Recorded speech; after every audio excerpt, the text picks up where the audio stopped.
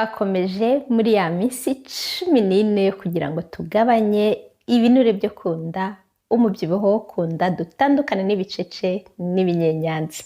Uyu munsi turavuga ku munsi wa 7 kugera ku wa 13 icyo tuzakora kugira ngo dutandukane n'ibyo binure byo kunda cyangwa se umubyibuho wo kunda. Turi gukoresha nanone intermittent fasting cyangwa se jeûne intermittent mu rurimi rw'igifaransa. Niba utarabonye kuva ku munsi wa mbere kugera ku wa 6 ibyo twakoze, ndagushyirira video muri comment cyangwa se hejuru ndagushyiramo link ku buryo izo video nazo ubasha ukazibona. Kandi nimba utarakora subscribe ukore kukazogera kugira ngo iyi minsi yose uru rugendo rwose uzabe ari we wa mbere ubona icyo ugomba gukora. Rero ku munsi wa 7 kugera ku munsi wa 13 turakomeza na intermittent fasting, noneho turakoresha metode ya 18 gatandatu.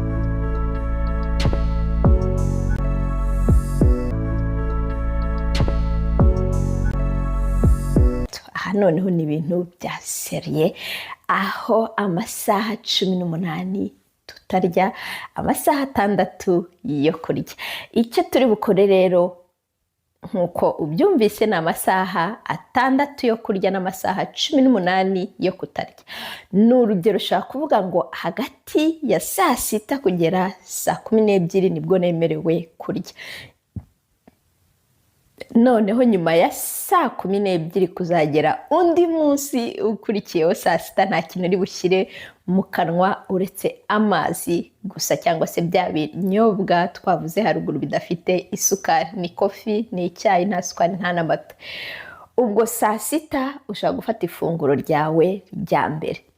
Ifunguro rya kabiri ukarifata saa 9 n'igice. Ifunguro rya nyuma ukarifata saa 11 n'igice kugera saa 11 n'igice kugera saa 12. Ubwo birarangiye, nta kindi kintu wongera gushyira mu kanwa kuzagera undi munsi ukurikiye saa 6.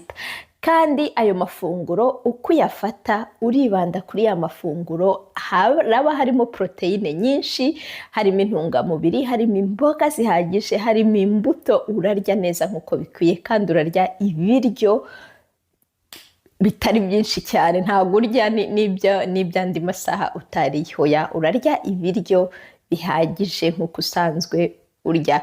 Urugero njya ntanga no gufata agasahani gato ukakuzuza salade zuzuye, ukaba arizo uheraho, warangiza ugafata proteine zuzuye ikiganza cyawe, ibishyimbo byuzuye ikiganza, inyama zuzuye ikiganza, noneho warangiza ukarya n'ibirayi 2, ikijumba kimwe, ibiyiko nka 3 by'umuceri, utahaga ukarenzaho amazi.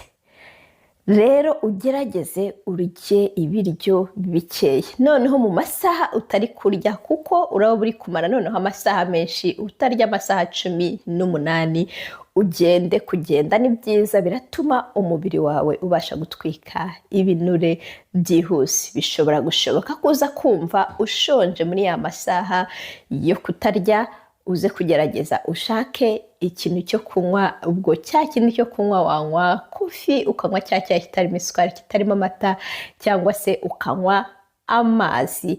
Ni iminsi mikeya, ni kuva ku munsi wa 7 kugera ku munsi wa 13. Nizere ko rero uri bubishobore. Uze kumbwira muri comment urwo rugendo uko rumeze, duhane motivation, amasaha agukundira atagukundira.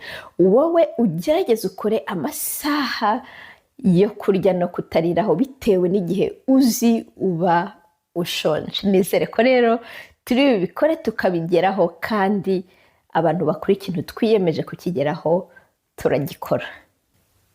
Ndagushimiye cyane rero, uruwa agaciro kuba waje kwifatanya n'uyu muryango mugari wa Aduhire.